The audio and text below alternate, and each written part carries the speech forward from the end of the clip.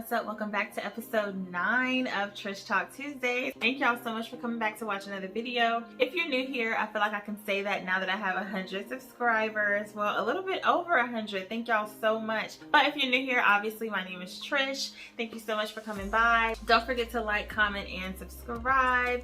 And let's just get right into this video. Today's video is going to be all about how to boost your self-confidence. I have a few steps that I feel will really help you if you're struggling in this area. I know for me, many years I did struggle with having low self-confidence, low self-esteem, not much self-love, self-care for myself at all. I'm so happy to say those days are long over. Life does happen. We are human. We have human experiences. So sometimes your self-confidence can get a little low sometimes. I'm going to give you guys some ways that have really helped me to keep my self-confidence. I know I've heard a lot of people get this whole thing with self-love and self-care, all these things. They kind of get that mixed up with being vain and conceited, but that's not the case. Just knowing how to feel good and how to keep your confidence boosted is a great thing. Work on your appearance. Make an effort to look good. Growing up, my parents, they always told me and my siblings that no matter where you go, even if it's just around the corner to the corner store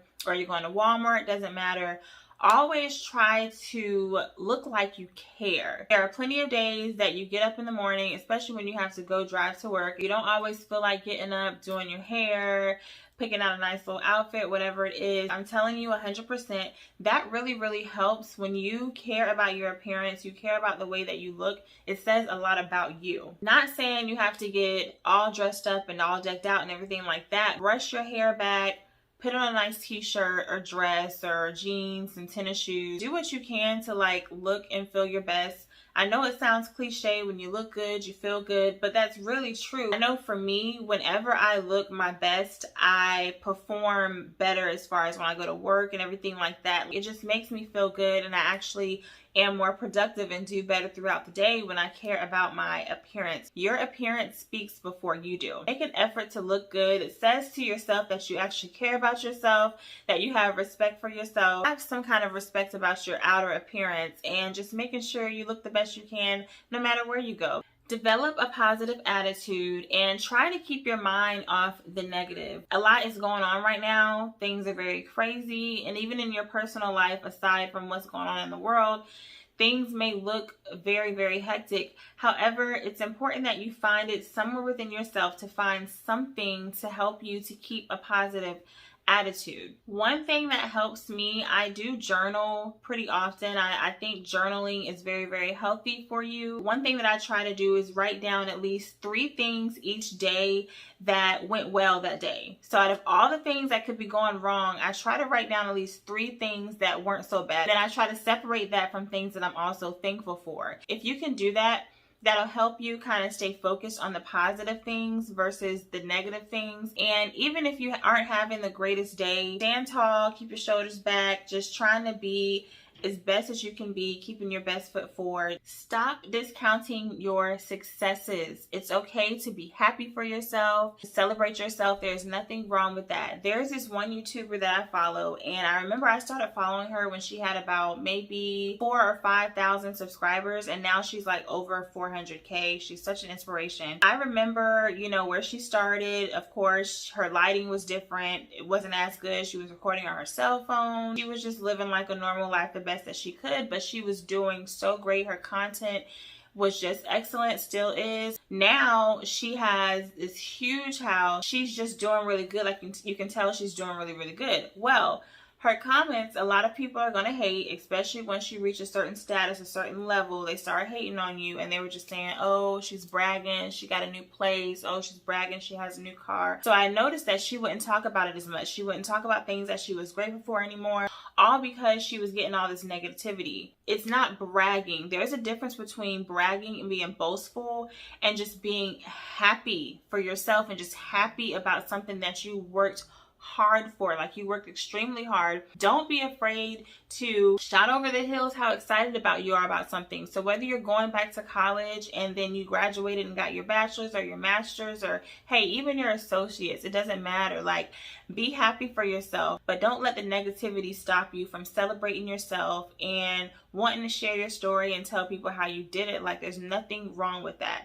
I know for me as a small YouTuber right now, I do feel like one day I'm definitely going to get where I want to be, and I am going to tell people exactly how far I came, what I had to do in the beginning, how hard, how stressful it was. What I'm not going to do is hide behind my success because I'm afraid of how people will look at me. Don't be afraid to be happy for yourself and share it with other people. Do not be a doormat. Don't be someone that somebody can push around, that somebody can speak to any kind of way, that somebody can treat any kind of way. This goes for like whenever you're in your relationships or your friendships or with coworkers on your job. This applies to all aspects of your life. People who have great self-confidence do not let people walk all over them. They also know what to respond to and what not to respond to. You want to make sure that you are speaking up and standing up for yourself no matter what the situation. You can apply that to. Last but not least is my favorite one.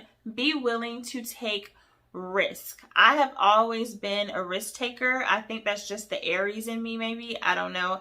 But I love taking risk. I've never been afraid of a risk. I will admit I have taken some risk before, and I did not dot my I's and cross my T's, making sure everything was good. You don't have to wait until you're older before you want to start crossing things off of your bucket list. If you're in your 20s and you feel like doing some things now that you think that you know you're able to do, go ahead and do them. A lot of people who are not confident are those who decide to stay comfortable, don't want to do anything new because they're afraid of how things might turn out. For somebody who's super confident and believe in themselves, I can promise you they are not afraid to take risk. If you don't take risks, then nothing will change. Everything will stay the same. I love challenging myself, doing new things, because it actually teaches me kind of what I'm capable of, whether it be a new career path, new relationship. You can apply this to any area in your life. Make sure you research, do what you have to do depending on what that risk is. But then once you figure everything out, try your hardest not to overthink it, because when you overthink things, you will talk yourself out of doing a lot of things. Trust me, I know.